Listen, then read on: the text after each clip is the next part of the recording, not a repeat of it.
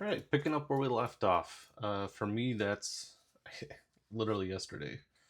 But I like to space my videos about a week apart. So I don't know why that's important to share. Um, but anyway, last session we were Stilton, the ranger, was able to travel from his home city that he is now banished from, per his background, all the way south. We did some overland hex travel using the playtest rules in Curse Z number 4, or Curse Scroll number 4. Excuse me. Had a lot of fun. I think my like big takeaway was it would really benefit from like a checklist sort of worksheet. I think when it comes time for my players and I at my home table to do our own version of this, I will have some sort of uh, like uh, kind of like what I do for um, combat at my table. I don't make my players guess what a creature's armor class is. I just like write down like the name of the monster, like zombie or whatever, and then I write down its armor class, and then I use these on like a little stand, um, which I put for everyone to see. Um, but this is a dry erase card that I printed out this little format and just stuck it on there using some sticker paper. I would probably do the same thing for when it comes time to do overland travel, like a checklist that lists all the steps and then like a little box that you can mark off with a dry erase marker. Um, I think that would be really fruitful. Anyway, the overland rules I thought were a lot of fun.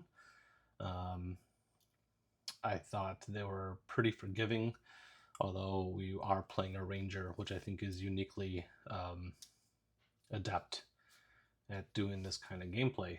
Um, However, at the end of the journey, Stilton didn't quite make it to um, his destination because we stopped. I don't know how visible this is with pencil on white paper, but we found a forested hex with a landmark of a ransacked village. It had been recently sort of razed by some sort of army coming through.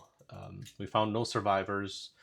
Only had a very brief encounter with some sort of straggler in the army, probably picking over what was left. And if I'm not mistaken, Stilton took him down in like one shot, which was lucky because I think he could have like raised an alarm or something like that.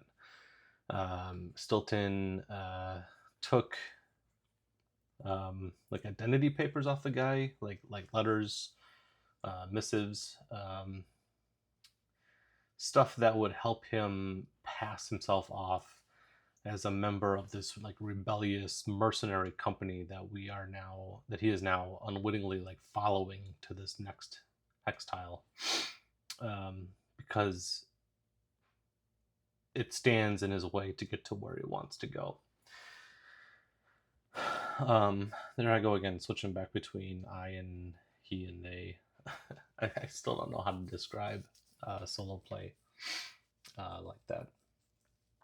Um, anyway, in this hex, I'm pointing with a mouse cursor, it doesn't help you. In this hex, the prompt we have is a town that's under siege by a warband, and that's where we find this rebel mercenary company that has we don't have the details why they're doing what they do, but they have um, sort of suffered just a few too many losses at the hands of their employers and have instead gone completely rogue and are just sort of like roaming the countryside, being at this point more than just a nuisance. And I know at the end of the last session, we had determined that Stilton had used his papers to sneak into the camp, um, but the goal now has shifted. Um, it's a little too hard to leave the city in trouble without looking to see if there's something that can be done. Um, so Stilton, after spending like an evening in quiet observation of this mercenary company, sort of like just staying on like the peripheral of the sieging army, not really drawing too much attention to himself. Um, we he has found out that um, a couple of things about this mercenary company, which I've rolled up. Um, they call themselves the Company of Saint Theodore, and they're being led by a wizard called Adolphus Spawn. Uh, Adolphus being identifiable by he has um, typical outlandish wizardly robes that he wears. He's got the pointy hat um, and such, very, very much nothing too surprising there. But he also has somewhat reptilian features. When Adolphus sort of made the rounds in the mercenary company, um, Stilton noticed that he has a darting, narrow tongue, sort of like a flicking snake tongue. And if you catch his skin in like the right intensity of campfire light, you might see scales. We don't. Stilton doesn't know this yet, but Adolphus, his area of focus or current obsession is time travel magic. He is obsessed with the idea of finding some measure of time travel, and he carries a signature ring of cold resistance, a very prominent magic ring on his finger. Of course, he has other magic besides, but these are the things that make him stand out. The captain of the mercenary or champion of the mercenary company is a man known as Baron Hedgewalloper of Barwell. All randomly rolled. His background, he is atoning for a vile sin. He is a morbid character prone to fits. And his sort of Achilles heel, his weakness, is he harbors forbidden, unchaste inclinations. I got all this from the Monster Overhaul book, which I like a lot. I don't know how useful any of this is going to be, because I don't think we're going to spend much time interacting with them, but the last bit that I want to share about the Baron, is that his mount is a giant crocodile, which in Unnatural Selection of Shadowdark is a level 14 monster. So he rides this almost draconic like crocodile creature. At any rate, the Company of St. Theodore has a reputation for being both bloodthirsty and reckless. So tensions are extremely high outside this city. The soldiers are sort of like chomping at the bit to get inside the city that they're sieging, which I have also gone ahead and rolled up using the settlement generator for Shadowdark. I just rolled some d6s with a couple of my own caveats. First of all, the city's name is Southall, and the entrance is right here, and it has I believe it's all 6 districts I rolled. 1, 2, 3, 4, 5, 6. And then I further divided each district into sort of like zones, rather than like draw all the neighborhoods and stuff like that. We can just assume each district is full of buildings and dizzying streets and whatnot. I really do enjoy drawing city maps. In fact, that's what I did for our ultimate destination down here. I went ahead and drew like a full-on city, like my full-on. But I thought that dividing the city into smaller sort of zones would be a cool way of sort of like turning a city into its own sort of like micro hex crawl. And as the objective for Stilton tonight will be to break or sneak his way through the siege. I'm going to sort of retcon and take that back. I think I did that a little too easily. Make his way into the city of Southall and see if there is something he can do or find to help the city out in its dire circumstance. So I think our opening scene is going to be the following morning after Stilton has arrived outside the city. And he has sort of sequestered himself into like a far unoccupied tent of the camp, laid low, didn't even bother partaking of the rations or like the cook fires and stuff like that. Instead, we're going to eat up another one of our supplies. We have one supply left as we start this session, which could be a problem. And a whole other reason to get into Southall, if only to re-equip for the final jaunt. And as Stilton is observing sort of the politics between Southall and the mercenary company outside of it, he's noticing that for reasons unknown, the mercenary company isn't just raiding into the city, like past the city gates or walls, and taking it by force. In fact, this morning, a supply cart is coming up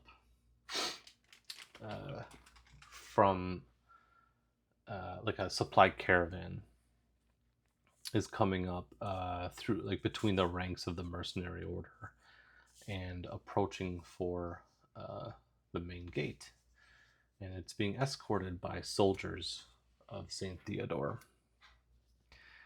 And this is Stilton's most obvious chance to sneak inside. So he's going to attempt to sort of integrate with the caravan guard.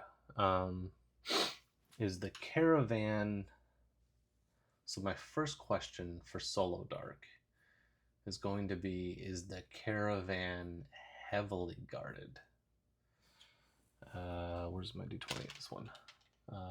1 through 9 is a no. So we're hoping for a low roll here. The caravan is not heavily guarded, and I rolled an even number, so it's just straightforward. In fact, there's quite a sort of like a skeleton crew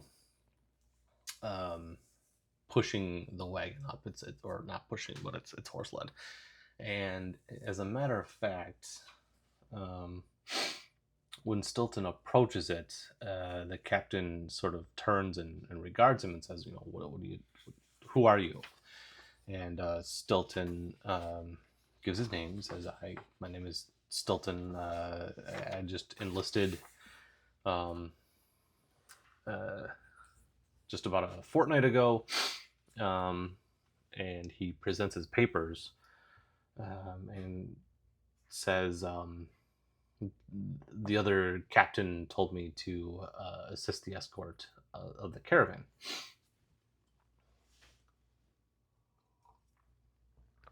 And the guard,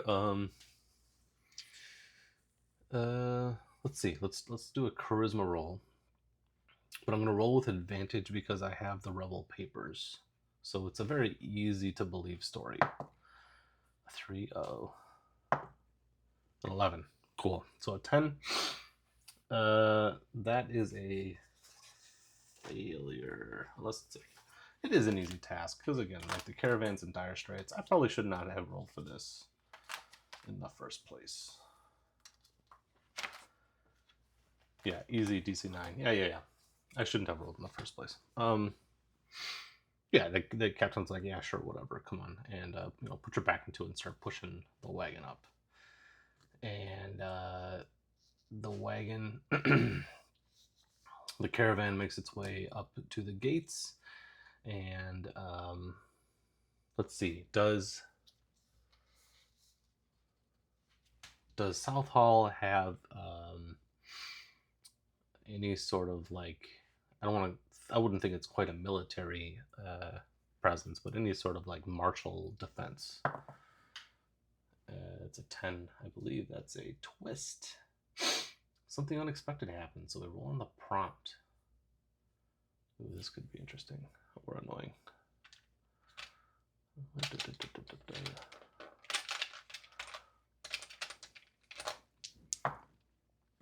69, nice. We have flee and 16. Fleeting information. Okay. Nobody knows what kind of guard detail is in Southall, and maybe that's what's really staying the mercenary company's hand, because they don't know if they attack, maybe they'll be outnumbered or just outdone. Yeah, I like that a lot. So the gate kind of opens to greet the caravan, but the big massive doorway is shrouded in, is it shrouded in magic, maybe? Yes, that's actually a very strong yes.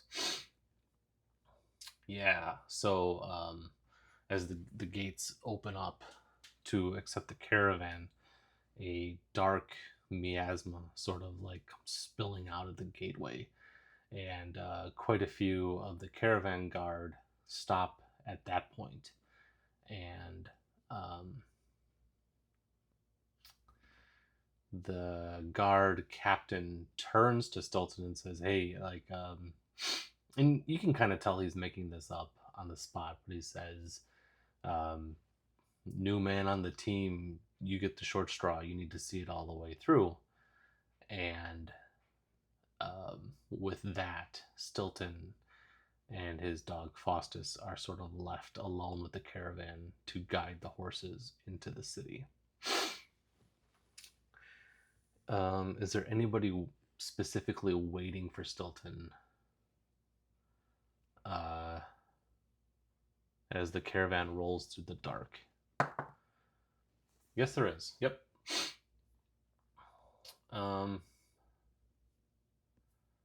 Let's roll on the prompt to see what kind of information we can get.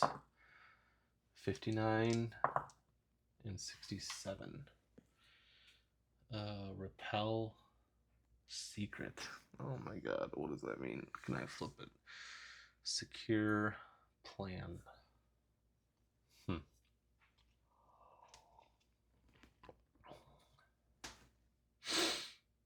I'm thinking of how to interpret this prompt. Repel secret. I guess it's more shadow that waits for him. This neighborhood of the Artisan District has been completely retrofitted into this sort of heavily garrisoned street with like barricades on the sides, and hooded figures from like vantage points, like up high. Stilton can hear the sound of like bowstrings being pulled taut. And someone from up high says, "That's as far as you go, soldier." And as Stilton brings the caravan to a halt, he stands up on top of the wagon, like the driver's spot of it, and pushes back his hood, his cloak, to reveal himself and hopefully make it clear that he says, I'm no soldier. I come from the outside. I come from, I'm traveling on foot from, and he gives the name. I really should name his home city. trying to make my way south to the other city, which I also have not named. Um, and I'm just passing through and looking for supply. To which now one of the guards in the street has to reveal themselves. What kind of person is it? I'm going to take a small pause here and roll up a random Shadowdark character to see who's waiting or who comes out to greet Stilton. Okay, we're back. The person who steps forward from sort of the blockades into the street with the caravan is a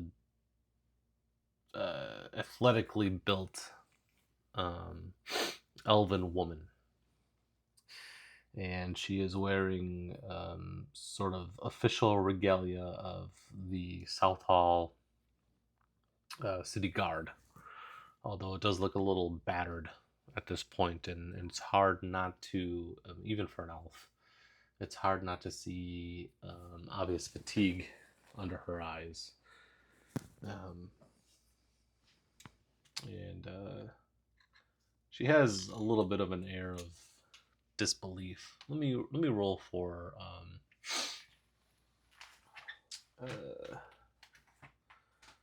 let's see her reaction. Let's just roll in the reaction table to see what she thinks of Stilton and his dog Faustus coming in. This is -1, 11, so 10. Curious. Yeah. She asks clarifying questions. She goes,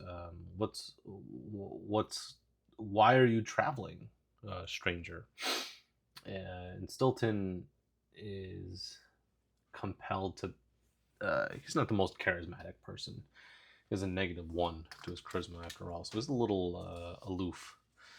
And he spills it pretty cleanly. He says, I received word that said city just south of here. Again, this is like 2 hexes away. Your neighbors to the south are having some sort of issue, which I, as the GM, have not yet rolled up. And I thought I might try my luck, earning a little favor. Frankly, here, this is Stilton beating on the bush. He says, frankly, I'm getting kind of tired of the scenery back home, and I thought I might try for something different. And Link is just sort of like a little bit flabbergasted about this. Like, who would opt, right, to come to a place like this now, right, in the middle of a siege? And she says, well, I mean, if you're traveling to help people with their problems, why go that far? we need help too, Let me get Link's alignment. This will tell me a lot about it. Just roll the d6. Interesting. Link is chaotic. Why? So she would phrase this more like, I'm looking at the rule book. Destruction, ambition, and wickedness. Yeah, she go. Why go that far? Why not make a name for yourself here in Southall? Helping us push those bastards back. And Link says, first of all, why? I don't even understand why they're here. And me, as the player, I also don't understand why they're here. So I'm going to try my luck with the solo prompt table. See what I can get. I have 20, push, and 9. Push trial.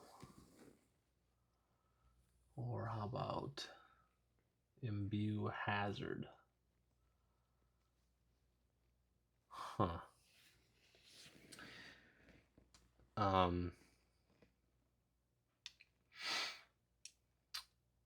Link says, well, it's that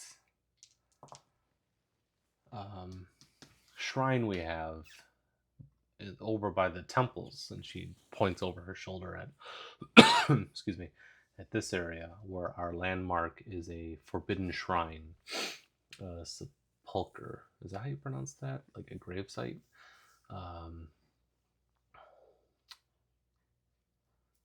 That old man out there, and she points like out at the siege, indicating Adulpus, the wizard, thinks we harbor an abomination. Only he'd like to see us bring it forward for his prompt dismantlement. An abomination, Stilton replies, and he says, "Well, what is this? It's sepulcher. So I'll look up how to pronounce this thing. What is this gravesite?" And Lynx rolls her eyes, having no truck with this shrine, and she goes, the locals refer it as the sepulcher of the cyclopean mechanism, some sort of temporal artifact supposedly is secured down below, although it's been generations since anyone's bothered to make the journey down there. And I think, out of character, I think what we're gearing up for is there is a dungeon down in the Temple District which holds some sort of time-themed artifact that Adulpus has an issue with one way or another.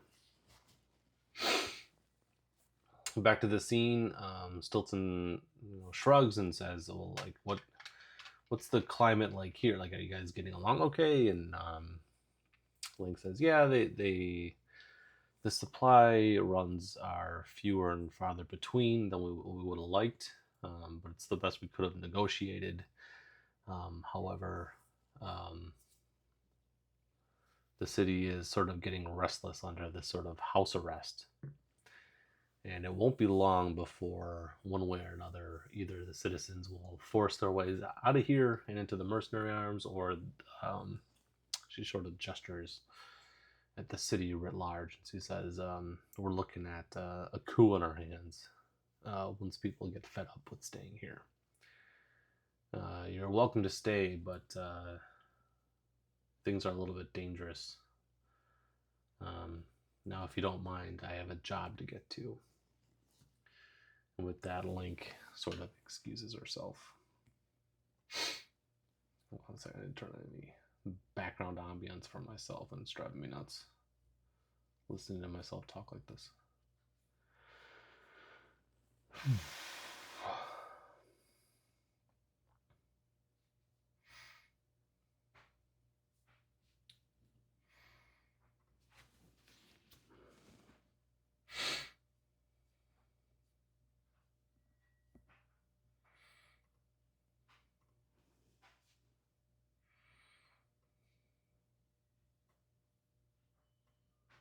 That's better. Good old Bardify coming through. Now, I think narratively what this means is, as Stilton goes to explore the city of Southall, I wanted to sort of ape hex exploration in Shadowdark, in that each each neighborhood has its own danger rating, where unsafe, risky, or deadly. Although I didn't roll any deadlies, I don't think. But I think because things are so tumultuous in here, we're going to be rolling with disadvantage. So I'll be rolling 2d6, taking the lower result to see if there's a random event, as people are just sort of getting restless in here.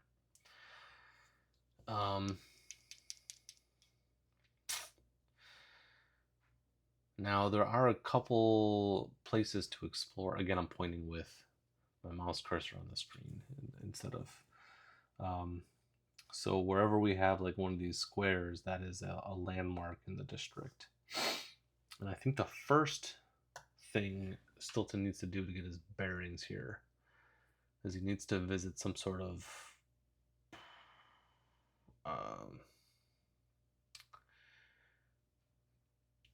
store to get some supplies. And that would mean traveling to the market district.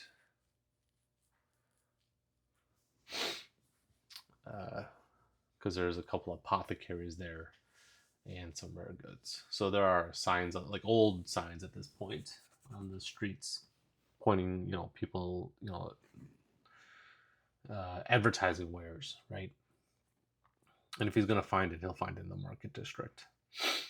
Now, I think the way I want to game this is that every step through a neighborhood costs an hour of travel time.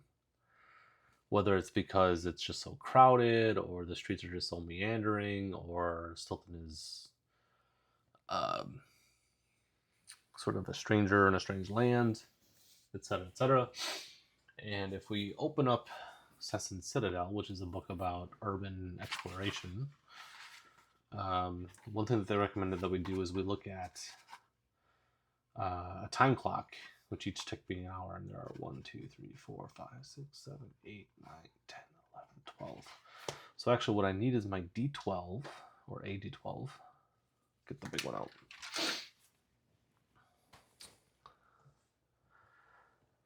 And this, we'll see how many hours of daylight we have left before things get dark. Good. It was first thing in the morning when this caravan rolled through. So we are on the, and I think for future games I'll have this printed out to track. We're on the first thing in the morning where shops have just opened up. So I'm going to go ahead and flip this to the 12. And now, just like Shadowdark Hex Exploration, every other neighborhood we move to will risk a random encounter, rolling at disadvantage because of how things are here in Southall. And again, every hour is, yeah.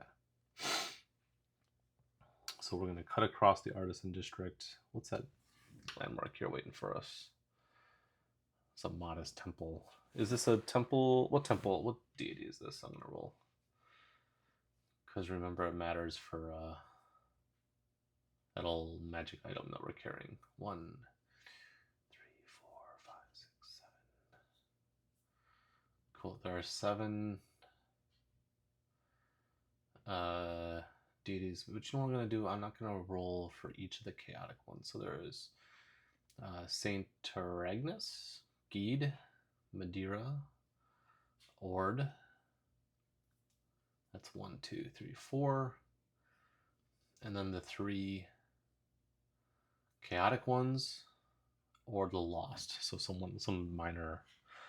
Okay, that's 6. So it's 2. So this is a temple dedicated to Gede, the god of feasts, mirth, and wilds.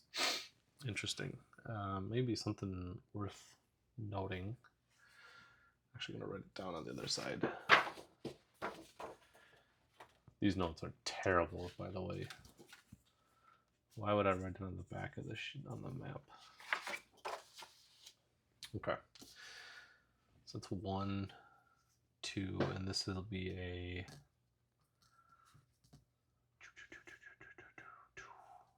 encounter check. It's unsafe. And unsafe, if I'm not mistaken, is a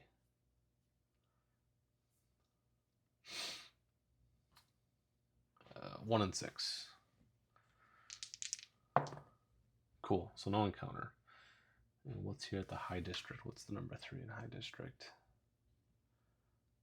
A wealthy tavern. The Dog and Snake. Spend an hour or 2 or 3. How many hours are we going to spend when we go in? We'll roll at the end to see. Yeah, Stilton's going to stop at the Dog and Snake. which I didn't finish fleshing out. So let's see what calls to him inside the tavern. And this also means I need to find some tavern music. Yeah, there it is, tavern music.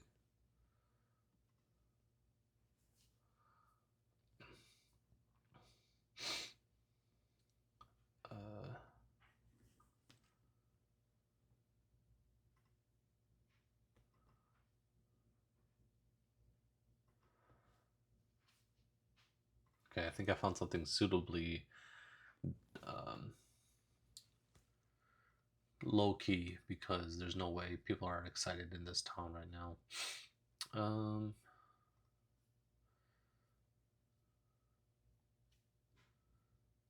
Taverns. Okay, let's roll up a little bit of information on this tavern. It's a wealthy tavern, so it has 4 drinks and 4 types of food. Holy cow. Okay. But more importantly, the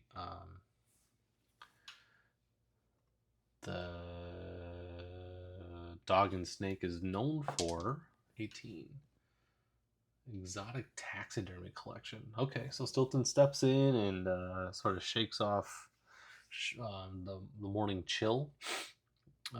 Thankful to finally be not only indoors, but like in, I'm going to guess sort of like a well furnished, cozy sort of environment.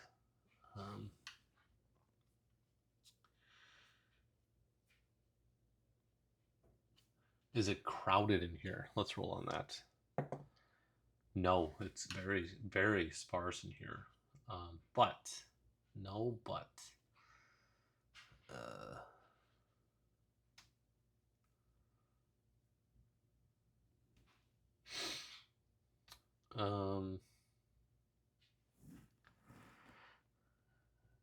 It's not crowded in here.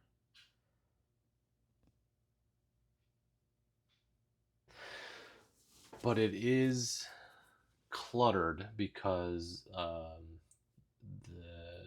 staff are currently unloading shipments from the caravan, that came in. There's kegs of ale being sort of like stacked up just inside the doorway. So it's a little less comfortable than normally it would be. And the person behind the counter, who is a... let me get out the book. So I'm not scrolling through a PDF.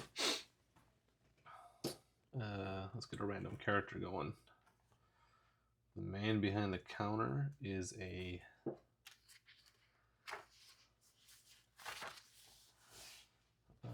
D12. I need a D12. Don't we always D8?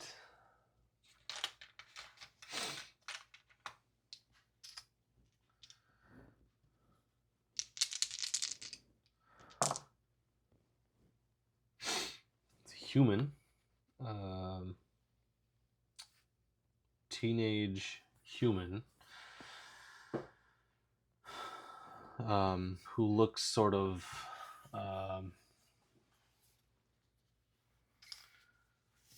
regal, in his demeanor. Sort of eyes Stilton with an air of scrutiny, and says, "The breakfast ain't ready yet. If that's what you're here for." This doesn't dissuade Stilton from saddling up at the bar and showing the color of his coin. He puts a couple gold pieces on the counter, which, if I'm not mistaken, would be like gross overpay for whatever. Yeah, these things cost silver. Surely you've got something.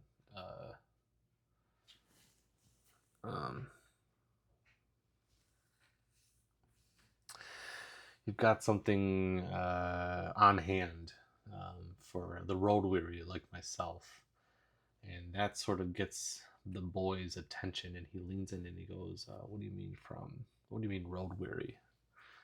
Stilton leans into it as well and says, "Yeah, I came from outside." How are you getting along? Is the dog and snake, that's the name of the tavern, right? Is the dog and snake doing well? Yes, but the boy says yes, but I don't know how much more of this waiting around I can put up with. I need to get outside of the city. I used to walk the countryside. There was a village northwest of here. I was sweet on a girl from that village. And to that, Stilton thinking we're referring to the village that he came from, which was destroyed. Uh, Tries to keep a straight face. He says, "Yeah,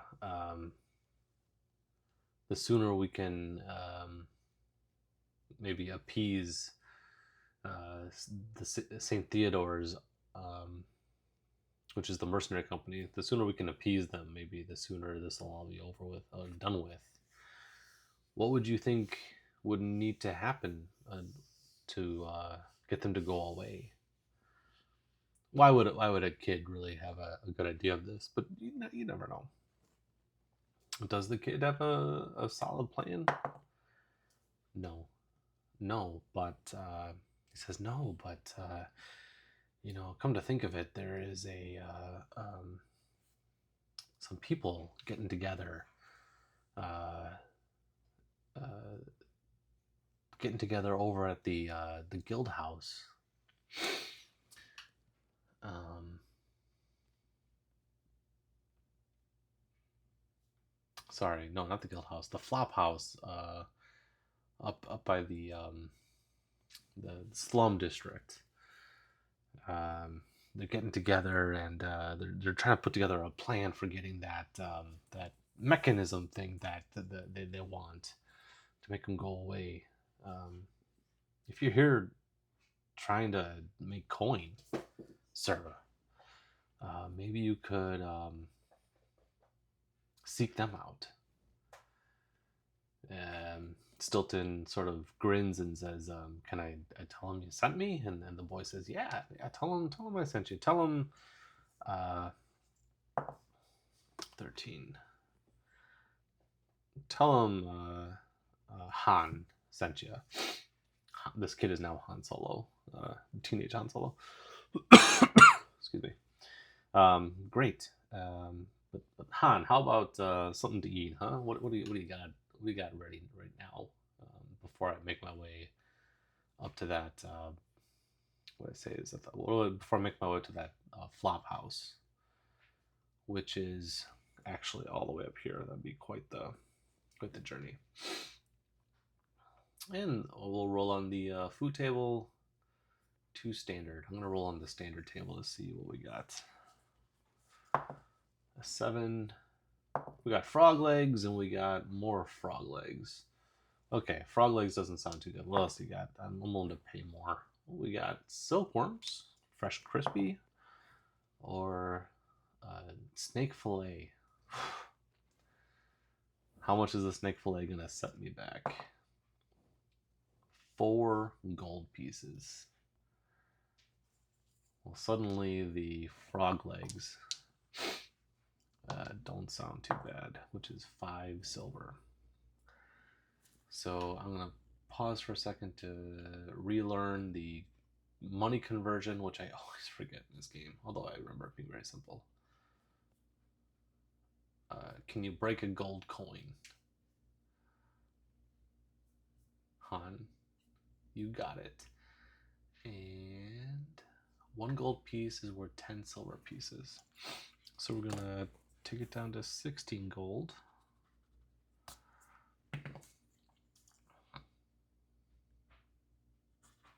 And gain 6 silver, 4 for the or did I roll a 5? It doesn't matter. But I'll do it anyway. Roll a 5 for the frog legs. And while I'm at it, Han, you got any you know, what else he got. And essentially, I'm gonna buy some rations here from the tavern, which will cost me another 5 silver. No, supply. It'll end up being supply, which cost a gold each. And I will buy 3 of them, bringing me down to 3 gold. Because that's all Stilton can carry anymore.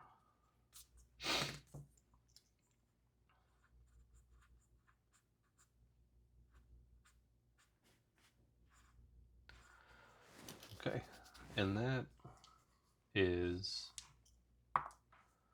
3 hours spent in the tavern, shooting the breeze with young Hans there, and watching the laborers bring in, you know, fresh kegs of ale, which is probably not the best stuff because of the siege. Okay, we break out of the tavern, and now we are going to change our path. We're going up to the slums. So this was 1, 2, bring us down to 5, and we'll do a random encounter check, which is another unsafe area. So this is a 1. Yep, something happens. So let's go to the slums. A random encounter in the slums. Let's go to these really cool tables. Let's go. 174.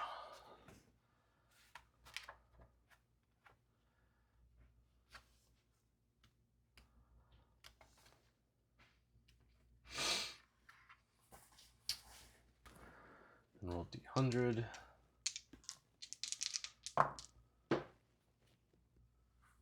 What is that, a 1? Interesting. 3d6 bywater barons pour out of a dark tenement. Oh my god. Or 3d8. Oh my lord. So just as Stilton steps into the slum district, which has there's a landmark here. An interesting looking hovel.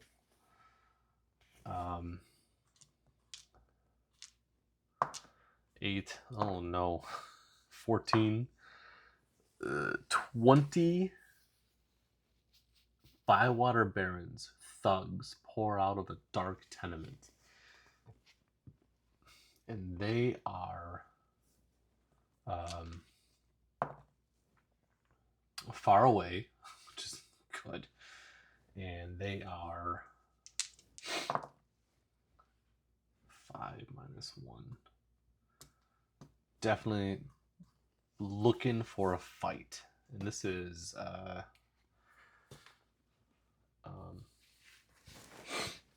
holy cow. This is there's 5 hours of light left. So this is 1, 2, 3, 4, 5, 6. Yeah, this is mid-afternoon. So they come out of the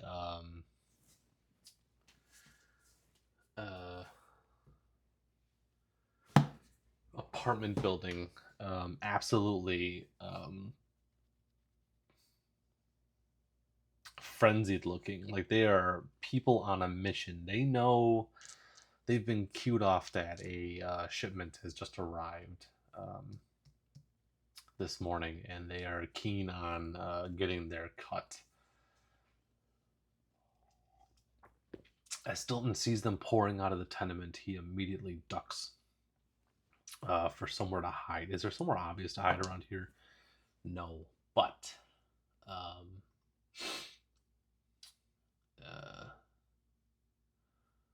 no, but it is crowded here in this street. And so instead of hiding like behind something like stacked crates or whatever, or behind, into an alleyway, Stilton can sort of like slip into the crowd moving past this gang of thugs. And I'm going to roll dexterity to try to sneak by unnoticed.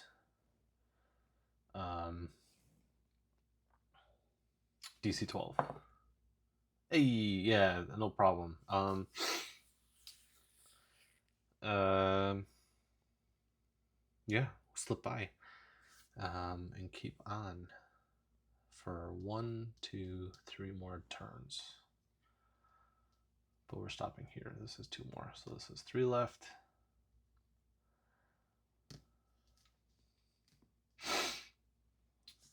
And we're going to check for another random encounter here. Giving the thugs the slip. That's good. And here, there are 2 hours left before it's evening. We've arrived at a flop house, which is good. So that was 1, 2, yeah. So no random encounter here. And I think that's where I'm going to pick it up next time. Arriving at the flop house. I do think I shortchanged myself some experience points last go around. So let's use the remainder of my time before I wrap it up for the night. Giving Stilton some experience points so far,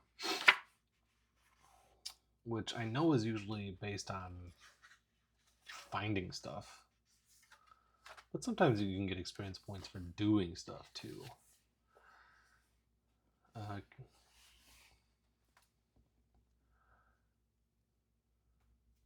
Yeah, clever thinking. I think overall making the journey south will be worth an experience point, as slipping past the mercenaries is a point, and sort of ingratiating himself into the city of Southall is a total of 3 experience points.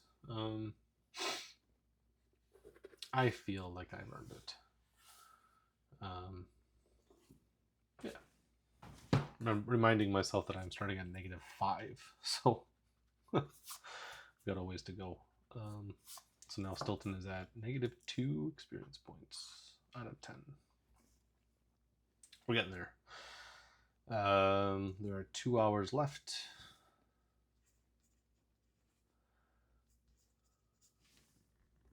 And we're going to pick it up at the CD flop house, which I want to take time between sessions to roll up and get some idea of what's going on there. It sounds like we are being side quested into a little bit of a dungeon crawl for some sort of time artifact. Sounds fun.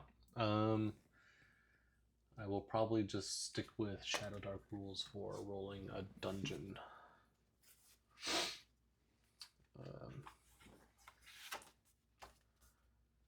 And do that next. I don't know where they... who gives a shit? We'll find it. Alright, thanks for watching. This feels like a short one. There's a lot of NPCs talking to Stilton, which is kind of hard to do alone.